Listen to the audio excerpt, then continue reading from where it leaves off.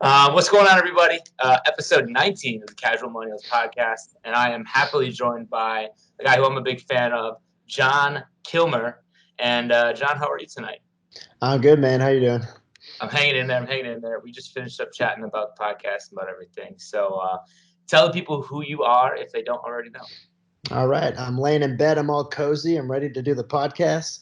Um, they call me Jon Kilmer, the filmer. That's because I'm the guy that's usually holding the camera, most commonly on stage, filming concerts. Even more commonly with my buddy Mike Stud. And yeah, just to give you a little background about myself, I guess I consider myself a music and a video producer. I work mostly in the music industry.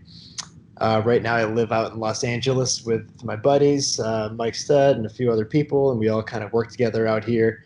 We've been working together for about 8 years now, which is pretty crazy. We're all old as fuck. Um, I would say that mostly right now, like we're working on our podcast. You Never Know podcast, which we've been doing for the last 3 or 4 months, starting to pick up steam. So I've been producing that. That's been taking up most of my time, I'd say. uh, that Mike and I have been doing. But other than that, man, like I've filmed like 8 to 10 national tours, mostly with Mike. But I've been on the road with people like Kendrick Lamar and like Steve Aoki. Um, I just finished shooting my first movie, The Primrose, which was all crowdfunded, and I wrote and directed it myself. It was like a 2 year process, so I'm just kind of coming to the end of that. And yeah, dude, I love music. I love film, and I've always worked for myself. I've never really worked for a company before, so it's just kind of been like a long road of doing things on my own and trying to figure shit out. And I'm still figuring shit out. That's great. Let's take that back even farther. Where do you come from? And then, did you go to college at all? And just kind of from there. And then how you ended up in LA. Sure. So I guess I started loving music and video production right around the same time, probably like right when I was 14 years old. I grew up in Boston, Massachusetts, and I was fortunate enough to have a high school that offered both a music program and a film program, which is pretty rare in high schools, I guess. So I right away I kind of fell in love with playing the guitar. I picked up a video camera right when I was a freshman in high school, and I kind of loved doing both simultaneously. That led me to go on and to go to college in New York at Hofstra University, where I got a film degree. That's also when I did like the fraternity thing, so that's kind of drew a lot of inspiration for my first movie, The Primrose. But even throughout college, I was getting a film degree, and simultaneously I was like the dude who had the recording studio in the basement of the fraternity house. And that just kind of like made me like the music guy and the film guy. And I started working with clients probably like around my senior year in college. Had them, like some somewhat notable people I was working with in like the Long Island, the New York Long Island scene. And once I graduated college, I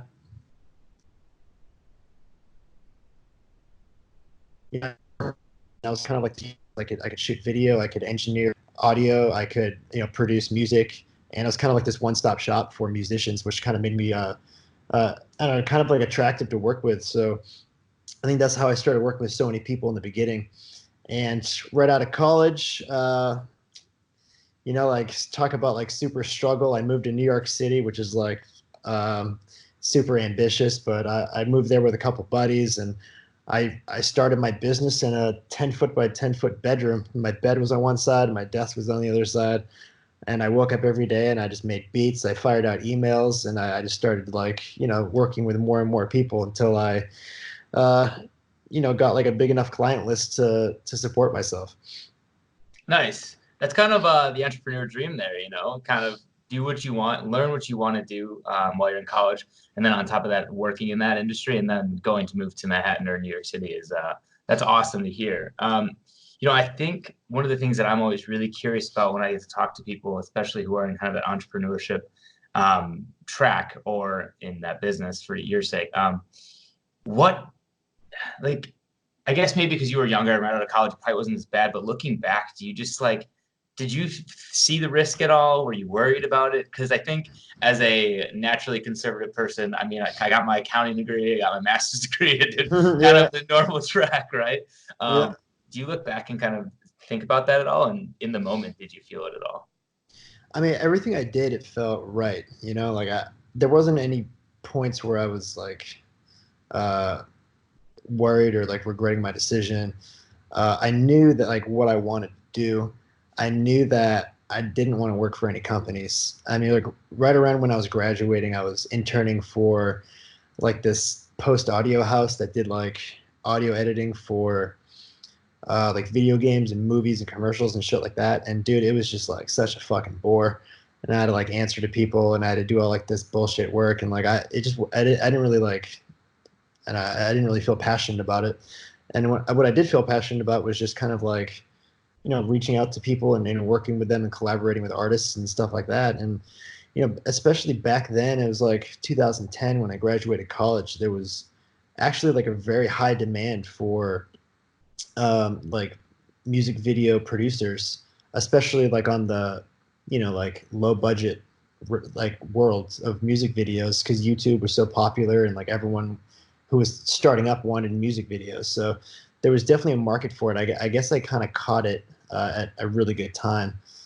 So I wouldn't say there was much of a struggle in the beginning per se, because I actually kind of had somewhat of a reputation and like my business kind of already started up by the time I was out of college. So the real struggle, honestly, was just living in the biggest city in the United States and trying to support myself, working for myself. And um, yeah, does that answer your question at all? Yeah, no, that does. That was great. Yeah, I was kind of just letting you talk.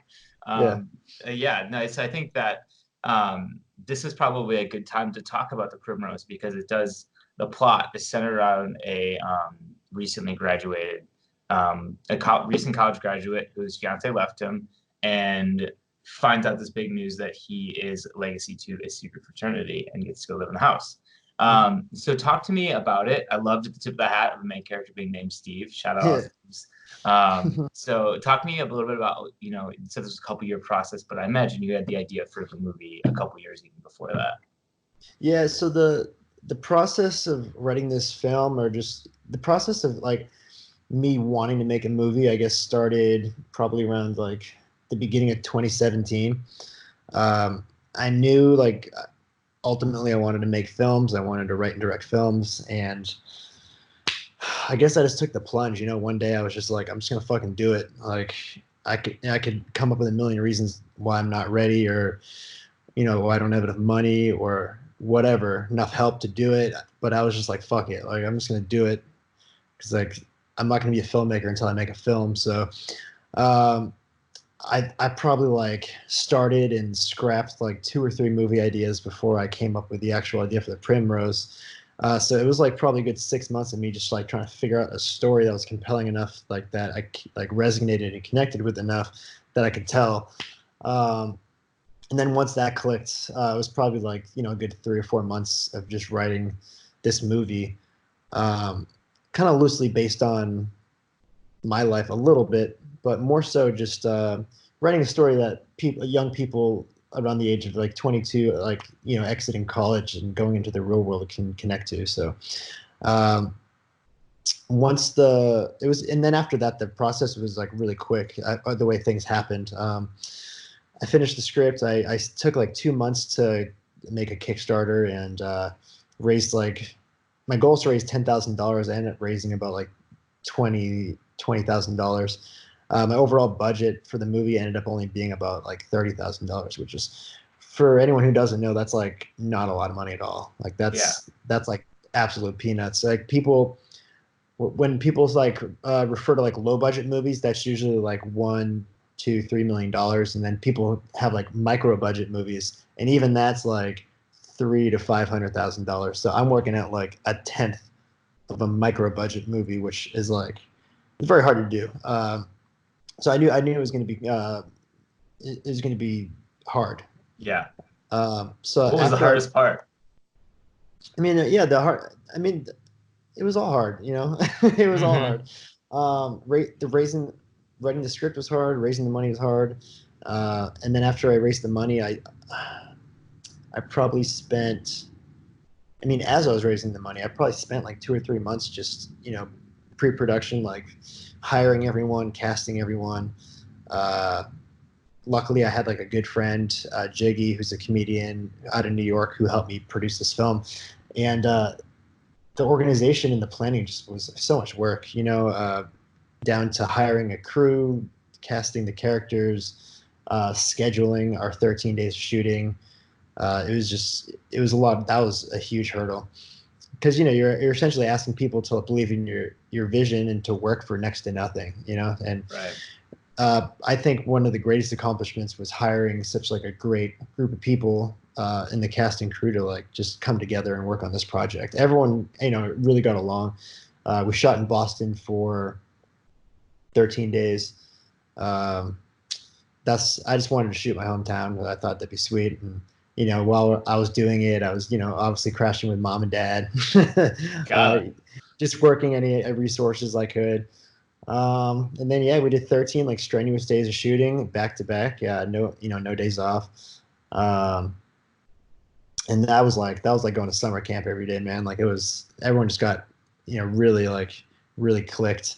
Uh, and shooting was a lot of fun, but it was hard. It was 13 to 15 hour shooting days every day.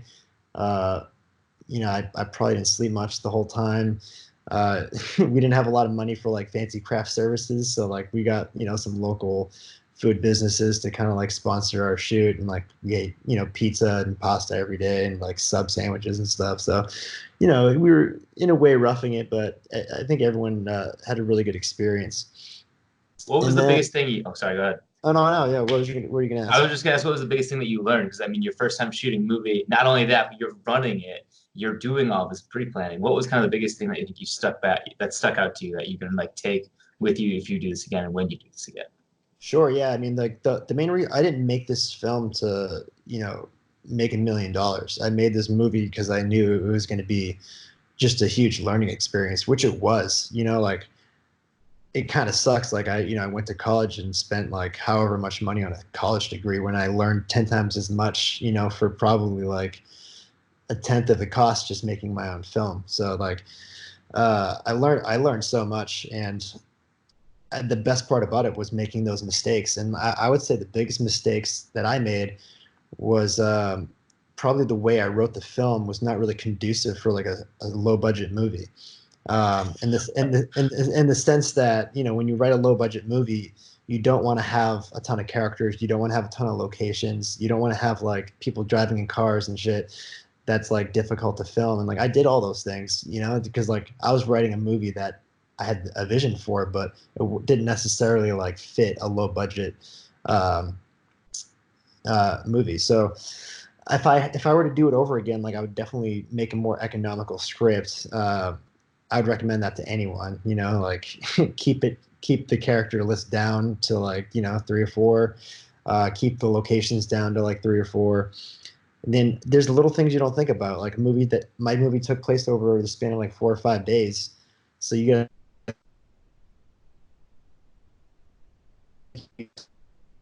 for everything. So have all these characters, different wardrobes. It's just such a giant headache if you're doing it on your own, versus if you just make a movie with like 3 or 4 people in it, and it take over the course of like one day, they can just wear the same fucking thing every day. So there's like little things like that.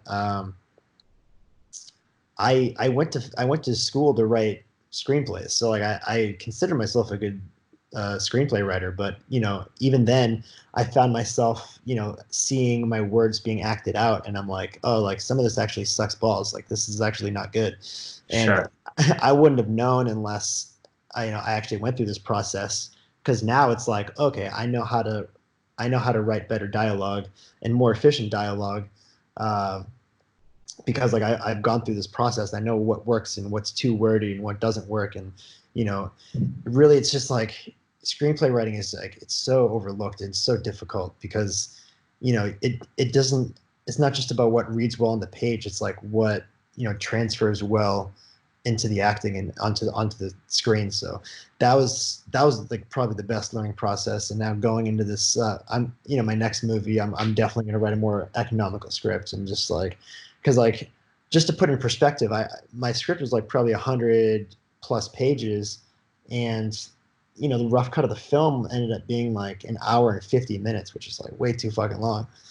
And I ended up cutting out like around 35 minutes of the movie. So like, that's all, wasted time and wasted money that we spent, that we already didn't have enough time and we didn't have enough money. And that's, all that wasted because I just didn't write it correctly. So the screenplay is super important, and I can't stress enough, uh, writing a screenplay the correct way, especially if you're on a budget. Sure. And that's actually, I'm glad you talked about it, because I was going to ask you about that, having been behind the camera for so long and kind of making beats in that sort of avenue of the art to writing a screenplay. I was curious on how that transition was. Another question that we ask almost every one of our guests, and is, do you regret going to college? And that's something that you kind of just touched on, how you learned more kind of in, the 13, 14 days shooting than you did your time in college. But do you think you regret it? And if you could go back, would you do it again? Or would you kind of just tell yourself to not go?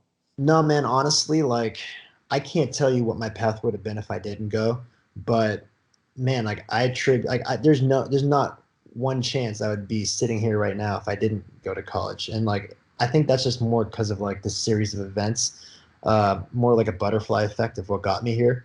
Sure. I guess like the way it kind of really started was like, um, man, it's just so weird how like all the stars aligned.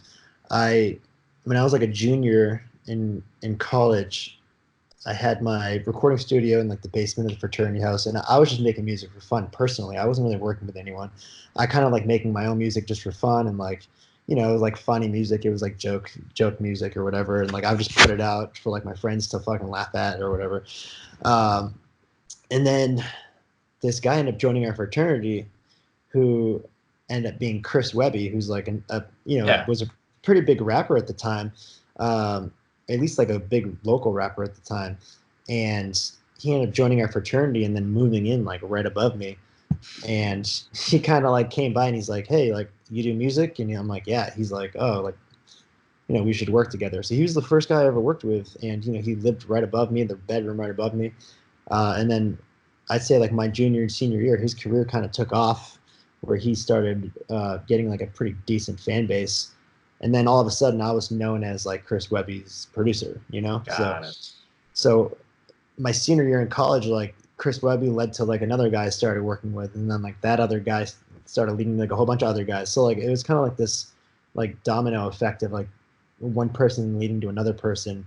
And, honestly, that's kind of what led me to, working with Mike. Nice. So I don't regret, going.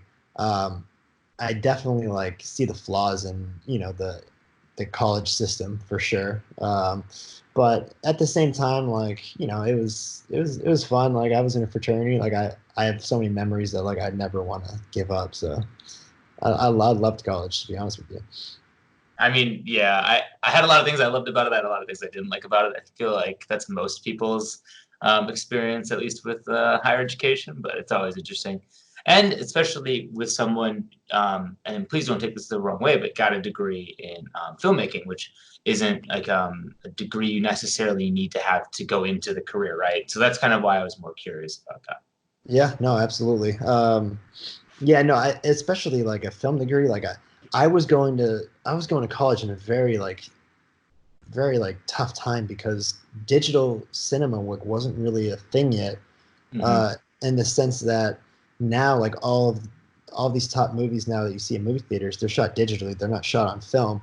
And that transition was kind of happening like right as I was graduating. So my curriculum of all my production classes, we were like shooting on film. Oh, And okay. then I leave college and everything is digital. And I'm like, well, why the fuck did I just take all these classes where I learned film? And now all these digital cameras are out that I don't know how to use. Yeah. So like, as far as film theory and like film studies, like, yeah. And how to write screenplays and stuff. Yeah. Like that's all universal. And like, that was great. But the technical aspect, like, holy shit, I just had to teach myself from square, like right as I graduated. And that was tough. That was really hard. I can't even imagine. A lot of my stuff, I always thought like, at least what I learned was great in theory and like you did the homework or whatever, but I think it never really started clicking until I got into my career and like I was able to apply that theory and like kind of recognize things that were popping up that I remember vaguely learning, as I imagine you kind of had similar things. So I think before we dive into a lot more about you, I want to hear more about how the podcast is going with Mike. The You Never Know podcast, you know what I mean, is out now and you produce it. You're also a featured guest on it a lot. It is a fun podcast, but also very serious at times. So talk me through about kind of how you guys came up with that idea and how it's been going. And you say it's taken up a lot of your time, as I can tell. Podcasts take up some time, at least on mine. Yeah, man, I'll take this time to vent about that a little Yeah, bit. go But for it. I'll tell you how we started though. I mean, I guess in a way we kind of just like hopped on the podcast train because it's just like it's a trending thing right now. You know, we're not really trailblazers in the sense that we're doing a podcast, and everyone's doing podcasts now, and I just think it was and I think Mike would agree that it was just like a great way for us to connect with our fan base, especially on a very personal level in a way that even his music couldn't do. Like even a song can only connect with an audience so much versus sitting down and talking every week for over an hour. So I guess in that sense, that's probably what made us want to do it. And honestly, it was great. It's been great sharing other people's stories and all the guests we've had. We've had some incredible guests, come and tell their stories. Some like tremendous athletes like Jared Goff from the Rams and like Travis Kelce from like the Kansas City Chiefs. And then like some great entrepreneurs on the show, and really like just like such a wide variety of guests we've had and just in the 4 or 5 months we've been doing it. And learning their stories has been like truly inspiring, not only for our audience, but for me too. So I think it was almost like inevitable that we're going to do a podcast. So I'm glad that we started to do it. And we probably started this past summer. I think tomorrow is going to be episode 26, I believe. So 26 weeks. It's like it's been. It feels like it honestly gone like it doesn't feel like it's been that long because like you just get into this cycle, and I'm sure like you just get into this groove of like, all right, like today's this day of the week, I got to do this, and today's this day of the week, I got to do this to like, make sure everything's ready for like the Wednesday release. But yeah, man, this has proven to be like a very like another like high mountain to climb as far as like the workload. It's there's just so many aspects to it, and we have so many wonderful people that help us with this and work with us. We have a whole promotional team of like 5 or 6 kids around the country that help us create promotional content for social media pages, which is why we're able to post so much on those on Instagram and Twitter, even Facebook. And we have people who help us film the episodes, which is a tremendous help. Being able to film the podcast like in 4K and put that on a YouTube every week.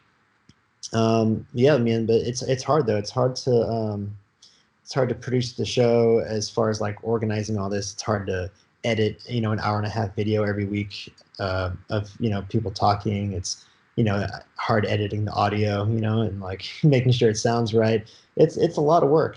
Not to mention like making sure all the sponsors are happy, getting sponsors in the first place, because a lot of for people who don't know.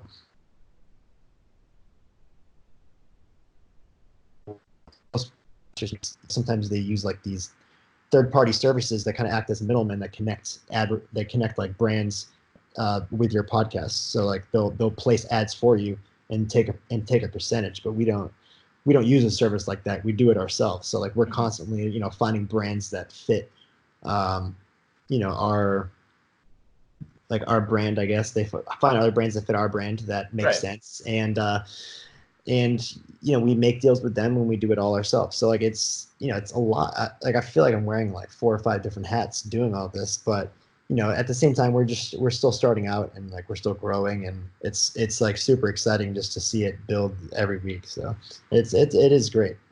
And you hit right on the nose, like all of the hard work. So I mean, a little bit background about myself that you may not know. So I've been doing another podcast this is my third year doing it. I do one just strictly on the Milwaukee Bucks, because I live in Milwaukee from Wisconsin. I was a huge Bucks fan. And that was like my like roller coaster of a ride of trying to figure out how to do that all by myself. I just have new people come on every week or every couple weeks. So that was a huge learning experience. But I think I found, and kind of the impetus for this podcast was like talking to new people and like learning their backgrounds. It's so intriguing and can be so helpful, especially if it's something that really relates to what you do. I got to ask, who's been your favorite guest so far? Yeah, I was just thinking about that. I don't know if favorite's the right word, but I'd say most influential was definitely like probably James Conner, running back for the Steelers. His story is just like I think he was on episode 4 for us, so he was on like a very early episode for us. But man, like just to give like a little nutshell of his backstory for people who don't know, James went to college in Pitt. He was like a star running back at Pitt, and I want to say his sophomore or junior year, I think his junior year in school, he was killing it in college, but he was diagnosed with Hodgkin's lymphoma, and the doctors were saying he had like a week to live at that point, if he didn't get treated. So he had to go through, and at the same time, he found out he got Hodgkin's lymphoma. He was also overcoming a torn ACL or a torn MCL. I'm not sure which, but he was overcoming like an injury as well. So he was simultaneously going through chemotherapy for a few months while going to, while recovering from this knee injury. And this is like a really tough time because it's, right when he's getting drafted. He was at the time, he said he was, I think he was like the second running back in the nation going into the draft, but then he had to go through all this stuff. And long story short, he beat the cancer. He overcame his leg injury. He got drafted, I think, in the 3rd round by the Steelers. And then, after that, he had a whole different bunch of obstacles because then, that's when Le'Veon Bell was on the Steelers. Yep. And he's like, all right, like I'm not going to play because Le'Veon Bell's on there. But then that whole shit with Le'Veon Bell went down. So then it's like, James Conner gets to start as the running back. And now, like, you fast forward to now, like, he's the guy, like, he's their guy. And like, he crushed it. He crushed it. And he just overcame so much. And like, just hearing his story and his mindset through all this and how positive he was when things were so low. You think about, spending your whole life towards one goal of like getting in the NFL, playing professional ball. And right as you're there, like right as you're just about there, you bust your leg and you get cancer. Like, how do you think you're going to feel after that?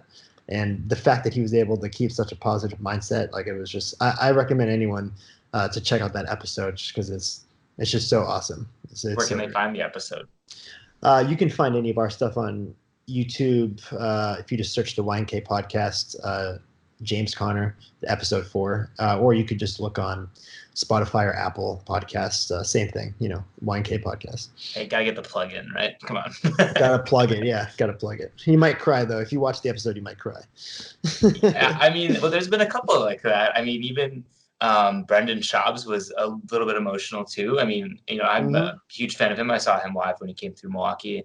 And everybody kind of feel like if you're a fan of him, you know his story. But, him and Mike really broke that down again kind of years after it's been. And it's kind of like looking back at that and you kind of think about like the deep emotional state that he had to go through and all that stuff. So it's a great story. And James is very, very heartfelt, and it hits you home because I think everybody's gone through at different levels of severity of a tough time. And, when you listen to somebody that's kind of gotten through it very well, it's kind of good. And it reassures you that if, not like if they can do it, you can do it, but somebody can do it. So you just got to focus on it. Right. Mm-hmm. So I think that's been great. I'm glad the podcast is going well. I'd love to transition it a little bit back to you now. Talk to me what like the transition was from moving from Boston and the East Coast to LA and the West Coast. I hear they're so different. I've never been to LA or New York side or Boston, so I'm not sure. I can't speak to it myself. But talk to me through what that was like. Did you feel confident you guys were going to crush it because you were with Mike and the boys? Did you do it before then? I apologize if I got the timeline wrong, but talk me through about some of that and what your mindset was like. Yeah, sure. So just as a little backstory, when when I finished college, I lived in Manhattan, New York, for about 4 or 5 years. And in that time, like I wasn't living with Mike or any of the other guys. Like it was just I was living with buddies and stuff and whatever. Um, and New York's great. New York's probably one of the best cities in the world, to be honest with you. Um, just like it's so fucking cliche and corny, but like honestly, like the energy in that city is just through the fucking roof, and it's so motivating to live in that city, and especially as an entrepreneur working for yourself, like because you're just constantly surrounded. It's almost the same feeling you get when you go to the gym, um, and you work out. You're surrounded by other people working out, and that's the difference between like working out at home by yourself. Being surrounded by a bunch of other people working hard almost motivates you to work harder, and that's almost what this entire city felt like 24/7. You know, Mm-hmm. so it was such like a great place. I don't know, honestly, don't I don't know if I would have seen any success if I, lived anywhere else out of college, just because just the work ethic that city drives you to have was just so fantastic. And like business aside, it's a fun city. Bars open till 4.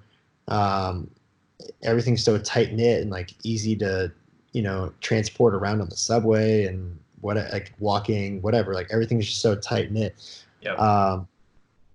And then after that, like probably after living there for 4 or 5 years, obviously Mike and me and a few other people all decided to move out to LA together.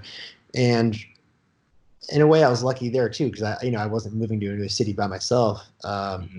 Just left to figure it out on my own. Like we were already kind of at like a decent level of success, and we got to kind of move out together, like entourage style, and live under one roof.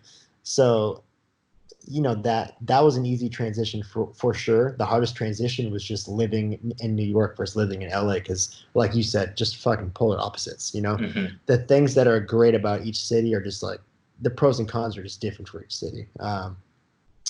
And everything I just said about New York, like LA is not that. So everybody's LA, lazy. Everything's far yeah, away from each other. like LA. No, I don't mean it in that way. I mean I know, I'm just people, messing. but like it is way more laid back here. Sometimes I feel like people don't even work here because like there's traffic at like 1 in the afternoon. It's like, why aren't these people at work? Yeah. My like I walk outside and like all the street parking is taken at like 12 noon on like a Wednesday. I'm like, why aren't these people working? What are they doing? Yeah, it's like I don't know what people are doing in this city. Um, but LA is just it's LA. You have to force yourself to work harder because there's just so many more distractions here. It's always nice outside. Like the chicks are more attractive. There's the beach. There's hiking. There's like shit to do, and it's like it's just a relaxing, like comfortable city to live in. Mm-hmm. Um, but like any entrepreneur knows that being comfortable is probably not a good thing. You always want like a fire under your ass. So I struggled definitely for like the first couple years living out here because like I was just like living with my buddies in like a place that's always sunny. So it's Right. like I'm like this is sick. I don't have to work hard. This is sick. I'm definitely since then been getting like back into the swing of things, but um, yeah, for the time being, like LA's been great. It's been really good to us, and especially in the music industry and the film industry, like this is pretty much the place to be. It doesn't really compare to New York at all, really. That's awesome. I'm glad that it's going well for you, kind of getting that fire lit back up under your butt now.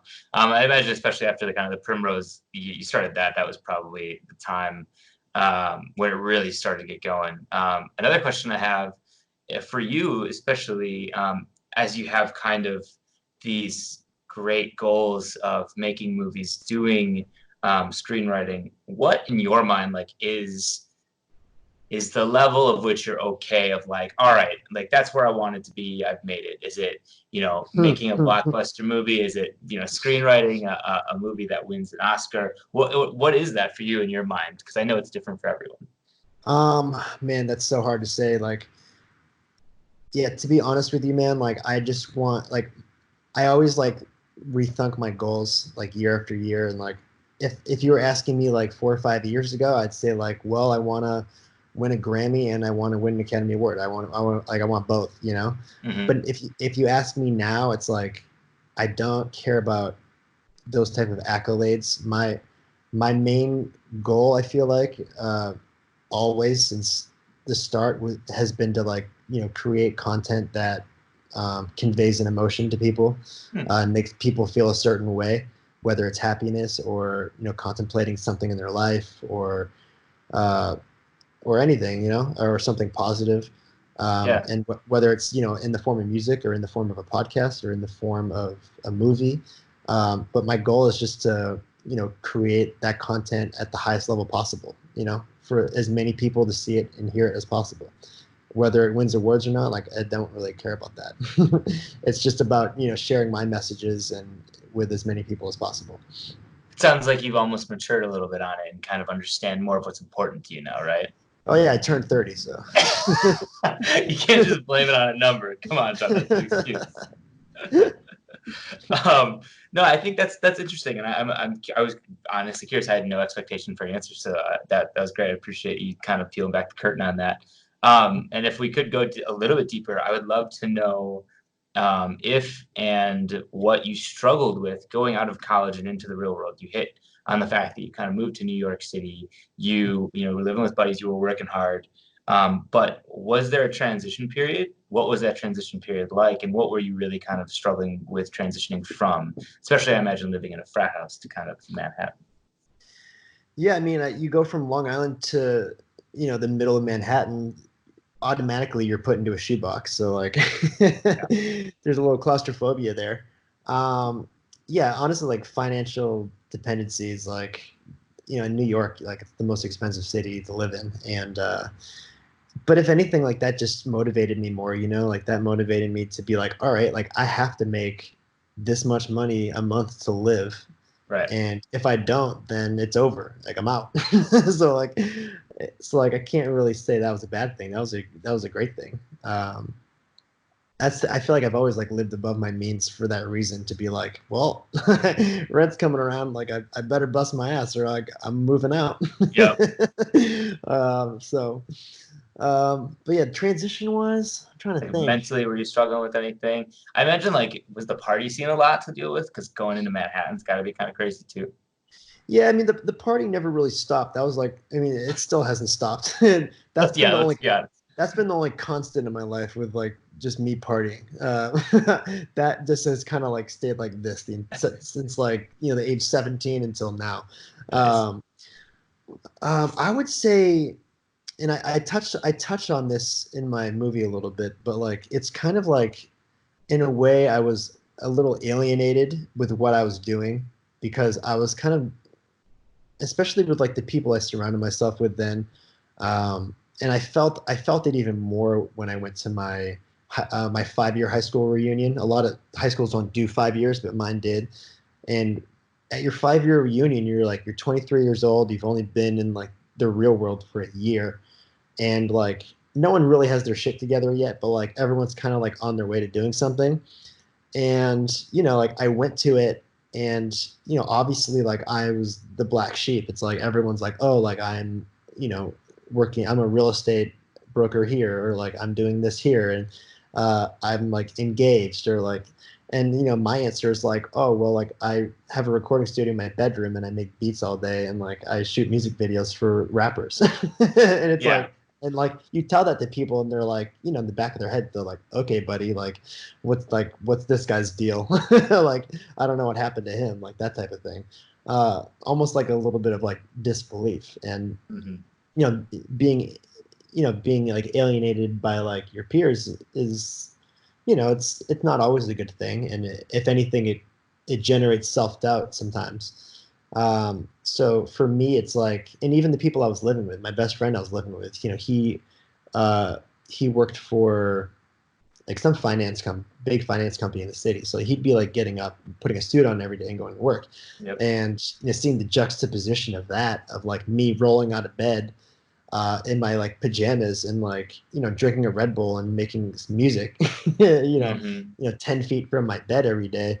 it's kind of like, what am I doing? Like, am I doing the right thing? Mhm. So like getting past that, like, was probably the biggest hurdle. And then just eventually just not fucking giving a shit. And then eventually, even after that, just being around more like-minded people who were kind of like having the same goal as I was. And, when you work with musicians, especially who are gung ho about like, this is what I'm doing. And like, I know it's going to be a long shot, but I'm going to be a musician. And, whether it takes 2 years or 10 years, like I'm to make it, I'm going to do it.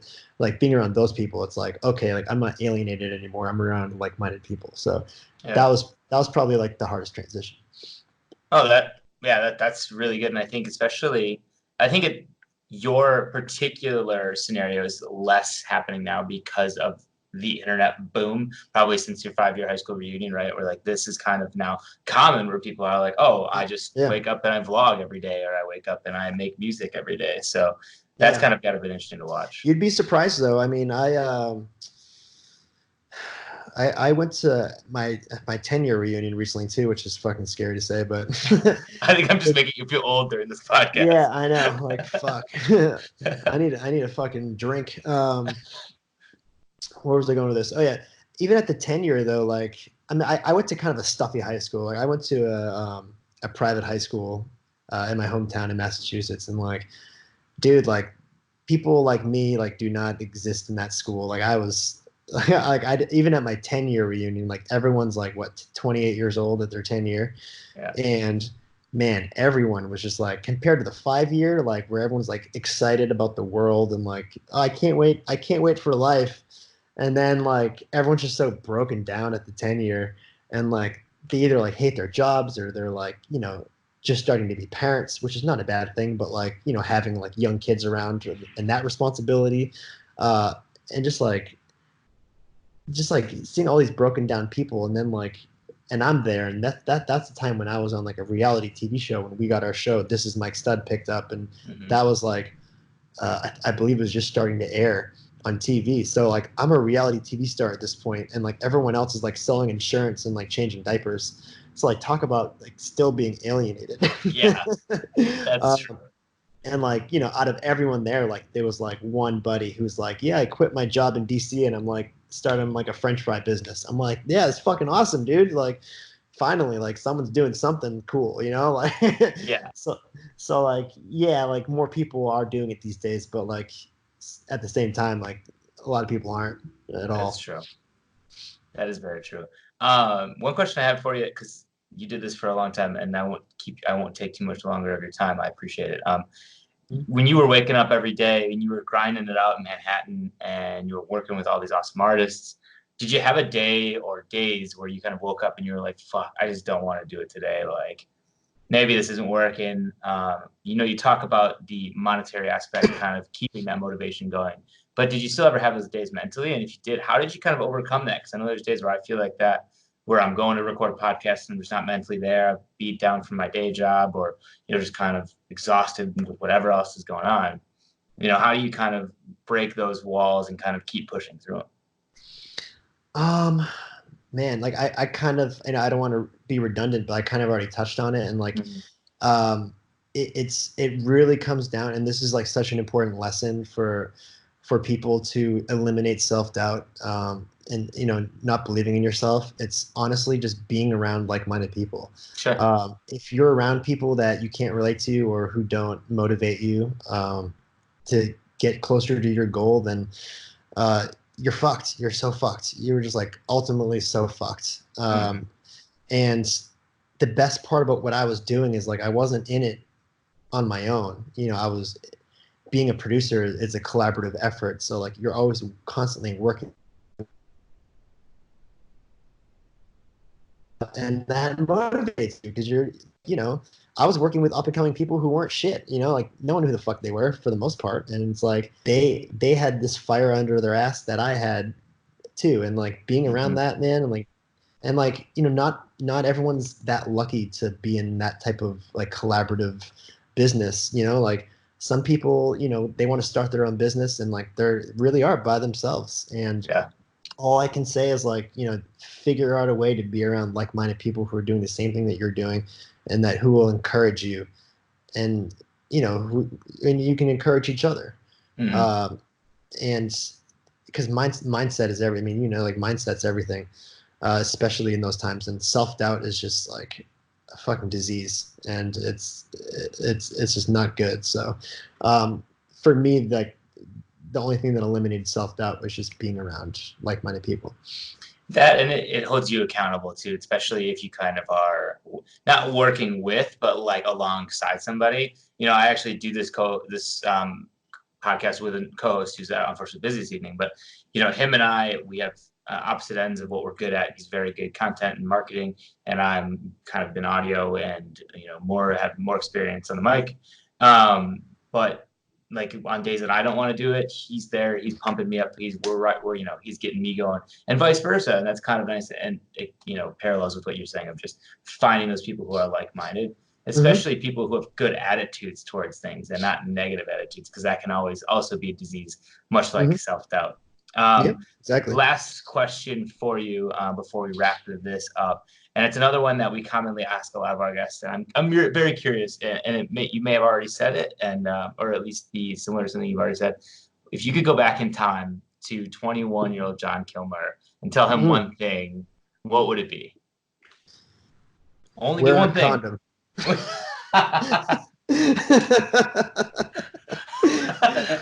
Nice. No, I'll give you a better Cool. answer. I'll give you a better answer.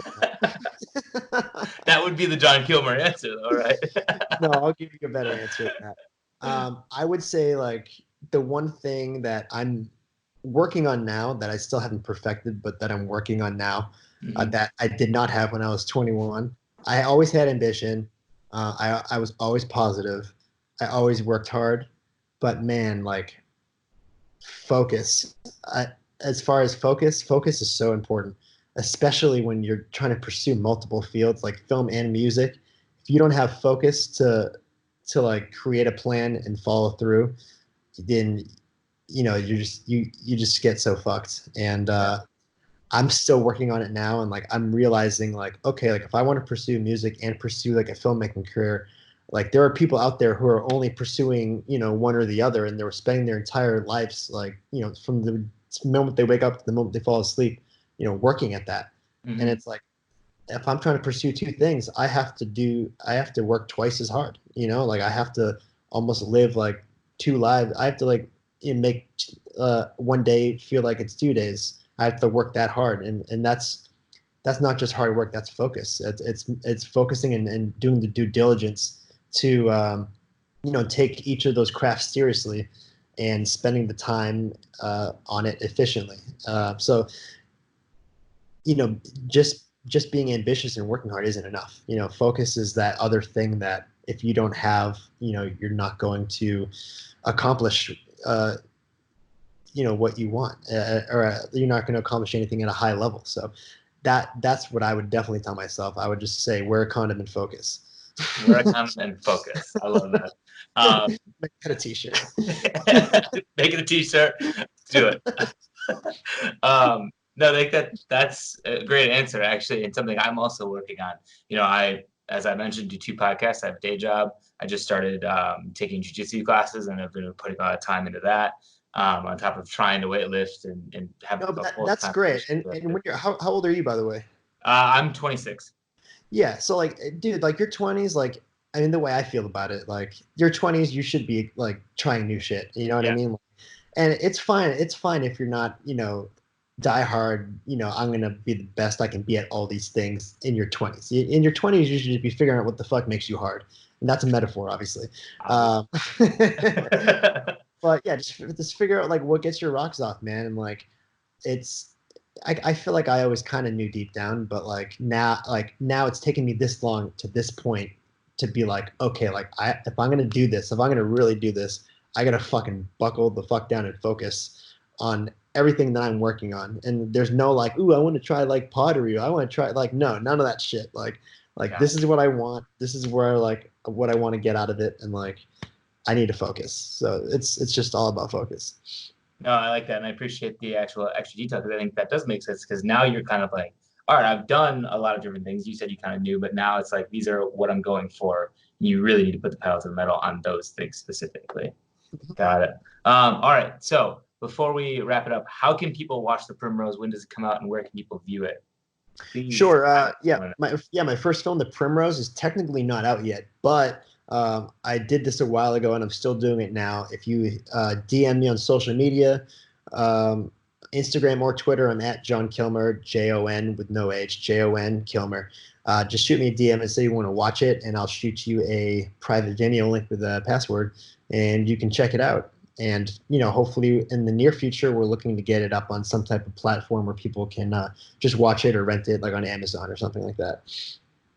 Awesome. So do that. Thank you for your time. And plug the podcast, YNK. You never know. You know what I mean? Podcast with Mike Stubb and the boys on sometimes. Blue appears, but I don't know if he really ever makes a lot of sense. He's there. And like I said, I really appreciate you coming on. I know you didn't have to take the time, so it shows how awesome of a guy you are, kind of giving back to your fans like me and everybody else out there. So go follow him, go follow Mike, go follow the podcast, DM him and watch the video, support him as much as you can. And follow us at Casual Millennials Podcast on all socials, casualmillennialspodcast.com. And if you're interested at being a guest or have an idea for a guest, shoot us a message. DM us, email us, casualmillennialspodcast@gmail.com. I'm at Jakubitz, at Jakubicz on Twitter. It's where I'm most active, but Andrew Jakubitz on everything else. So appreciate you listening. Tell your friends about us. And John, thank you very much. Thanks, man.